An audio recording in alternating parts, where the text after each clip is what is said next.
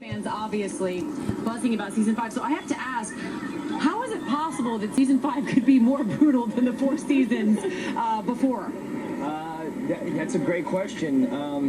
I don't know. We have such an amazing team that you think that you couldn't possibly write or produce or make something crazier, and we have very talented people working for us. Just when you think you've seen it all. I like it. Okay.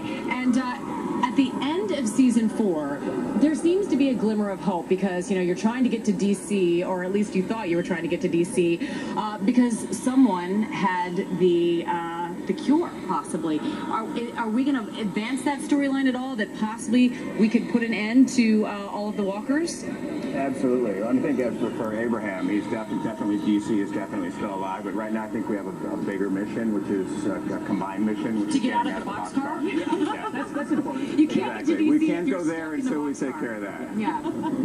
And you know, what was it like to join? Because you play Abraham, as you mentioned. You joined the cast this past season. To join a season and join a cast that had already had such stellar success, you came in running though. It was awesome, actually. Most of my stuff when I first came in was with Steven, and I kind of liked that when I started, it was with a smaller group of the cast before I sort of got exposed to everyone. I joked about it before. I said I felt like a visitor last year, and they let me sleep on the couch, and this year they built me a room. And amazingly, you didn't die, so that's great. Yeah. Turned into a walker. And Lauren, I have to ask you, because when I first heard you speak, you know, you have this beautiful Georgian accent on the show as Maggie, but you're actually, well, you're born in Jersey, but you were raised in England. Yeah, it's the trifecta of accents that I'm bringing in here. Hey, it's good. It's fun. I think I'd always wanted to play a Southern role, and so when this happened, it was like, oh, you know, my inner child was so happy. Well, it's effortless, and I love the romance between the two of you, because you wouldn't think that you could find a cute couple on a zombie show that really just had this amazing love interest, where it's just this beautiful side plot that we all still have heart in the show, right?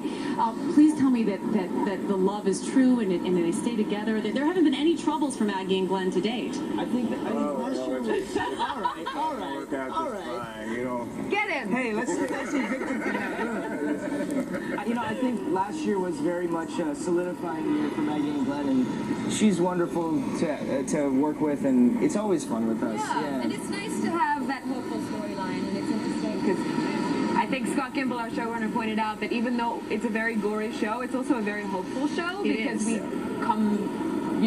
overcome all of these. We have to go, but do you all have nightmares too? Because I get nightmares watching the show. Yeah. You have to, right? Yeah, I mean, it's natural. Daymare. Zombies. All right. The season 5 premiere of The Walking Dead airs this Sunday on AMC. Be sure to tune into Nightline tonight as they go behind the scenes.